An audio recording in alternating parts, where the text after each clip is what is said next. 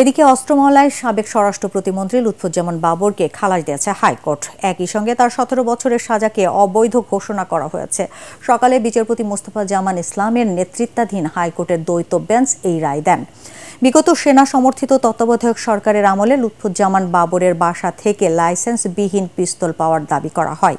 গ্রেফতারের 7 দিন পর গুলশান থানায় অস্ত্র মামলা দায়ের করে পুলিশ। এ মামলায় 2007 সালের 30 অক্টোবর বাবরকে 17 বছরের কারাদণ্ড দেন ঢাকার একটি বিশেষ আদালত। বাবরের পক্ষে আইনজীবী বলেন, যৌথ বাহিনী লুৎফুজ্জামান বাবরকে গ্রেফতারের 7 দিন পর উদ্দেশ্যমূলকভাবে এই মামলা দায়ের করে।